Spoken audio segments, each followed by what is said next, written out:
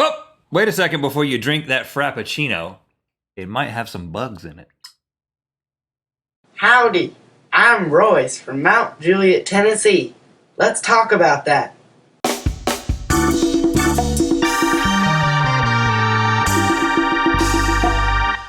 Good mythical morning. This episode is brought to you by the Lexus L Studio YouTube channel. They asked us to make a video about what inspires us, and we did. I'm inspired by the hiker who got lost in the Amazon, discovered a new people group, was asked to try their special dish, didn't like it, but acted like he liked it to impress the chief. I'm inspired by the thought of being ejected from a space station in nothing but a pair of long johns and being simultaneously burned on one side and frozen on the other. I'm inspired by... So be sure to watch that video after you watch this, link in the description and clickable link at the end of this video. Watch it, let us know what inspires you in those comments. Link, I know you're a big fan of Frappuccinos. I'm a big fan of Frappuccinos. And you know this, man. He's not actually drinking a Frappuccino, but I chose to use the fact that he was drinking coffee as a visual aid to help you understand where we're going with this. Actually, I just wanted to drink coffee. And I am noticing now that you're drinking out of my mug. My wife specifically bought mugs that had letters on them. The R is for Rhett, is for me. You're drinking out of my personal mug. Oh, this are my mug. Get it? I like shorten it. It's like I was texting you. She has a mug with an L on it for you. She thought about it because you work out here with me all the time. She's like, I'm going to get one for Link too. You're drinking out of my mug. What? Well, all the other ones I saw were pink. Is it pink? Note to vegans and those grossed out by bugs, Starbucks Strawberries and Cream Frappuccino is colored with insects. But you're not actually drinking one. No, I didn't spit take. It gets its pink color from cochineal extract, which comes from ground-up cochineal bugs native to Mexico and South America. Cochineal.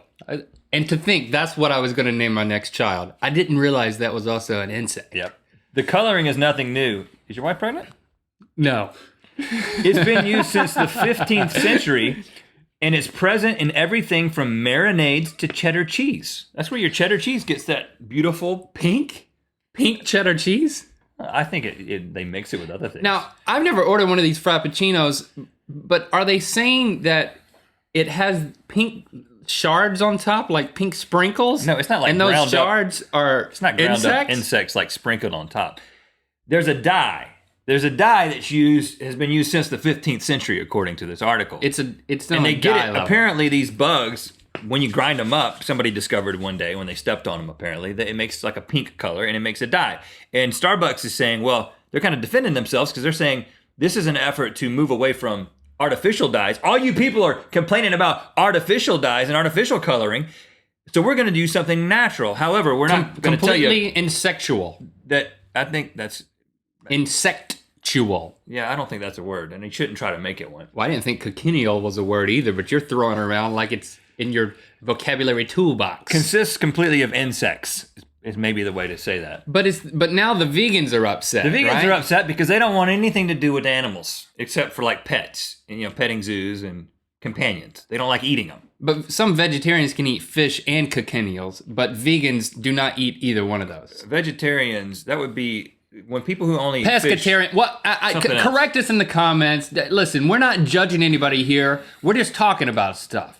But talk amongst yourselves. I don't have personally, I don't have a problem with eating insects. And I have eaten insects intentionally several times. People have sent us some insects. You try these crickets and chocolate, or try these grubs. And I mean, I don't care. I mean, I eat it, and they're not great. I don't want to make a habit of it, but I enjoy it. Well, and there are people who, it's not just here we eat insects as a novelty, but there are people who eat insects as a legitimate, something that's legitimate.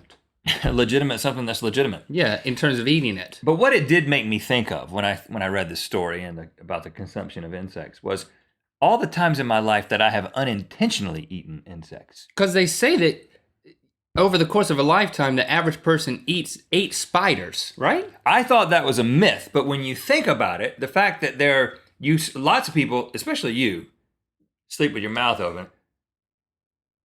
Yeah.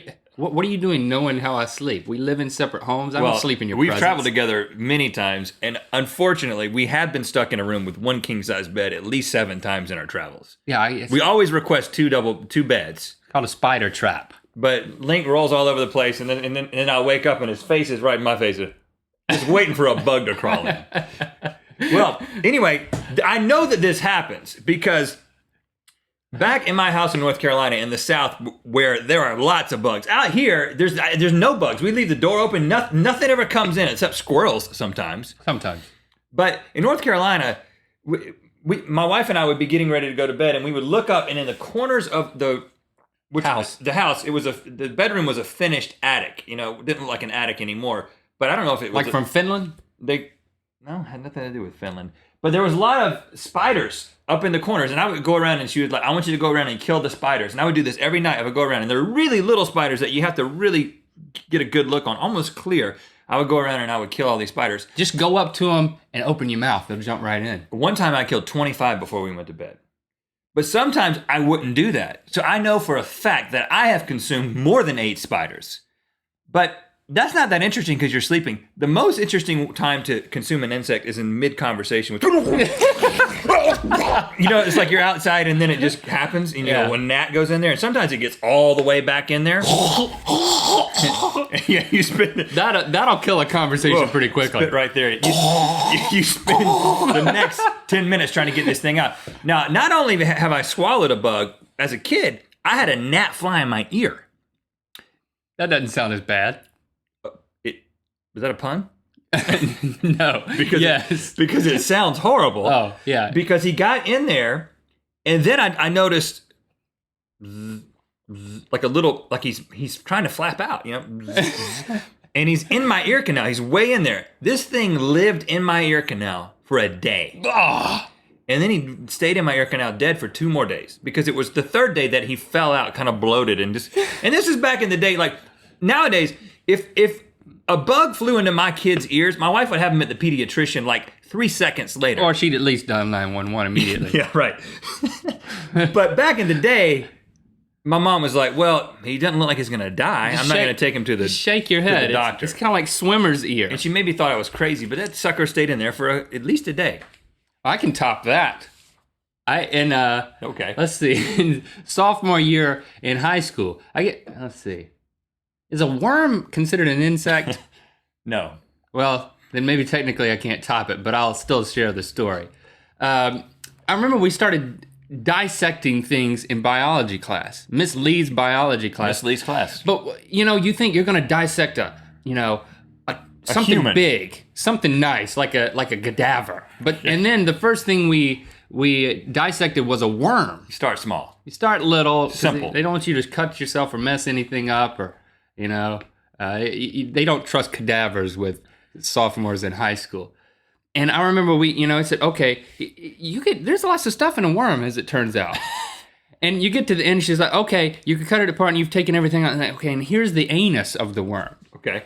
And my partner was Tracy Goss. Ooh, Tracy Goss. I kind of had a crush on Tracy Goss.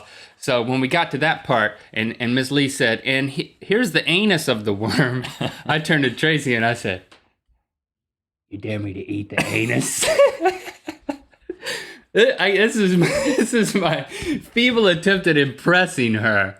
And what did Tracy say? I must have read it in a book. If you want to impress a girl, eat a worm anus. I seem to recall. She was like, no! Yeah, I seem to recall. You never went out on a date with Tracy Goss. She ended up going with Scott. What's his name?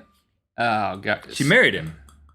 Kind of a cowboy guy. Yeah. Wore boots. Never ate worm anus. He's not that type of a guy. But so the way to a woman's heart. Eat a worm's anus. Through a worm's anus.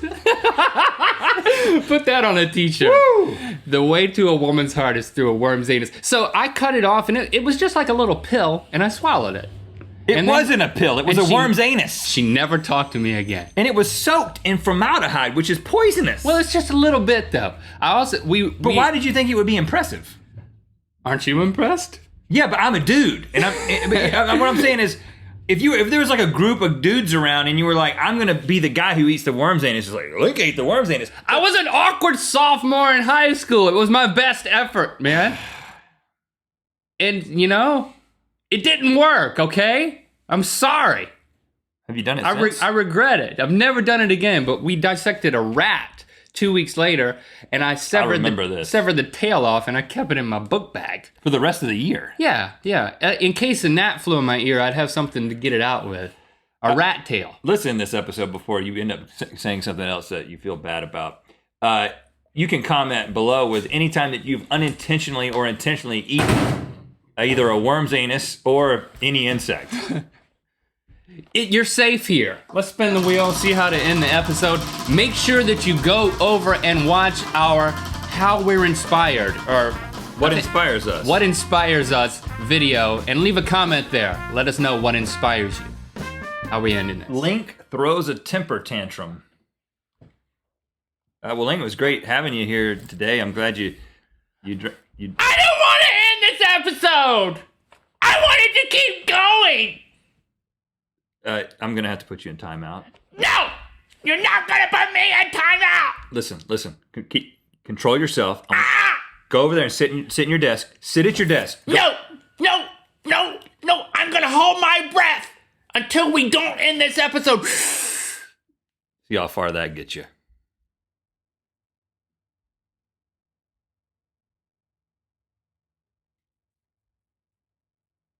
Not ending. See you tomorrow. I'm inspired by the sound of silence. I'm inspired by the taste of wind. I'm inspired by the motion in the ocean. I'm inspired by shadow puppets.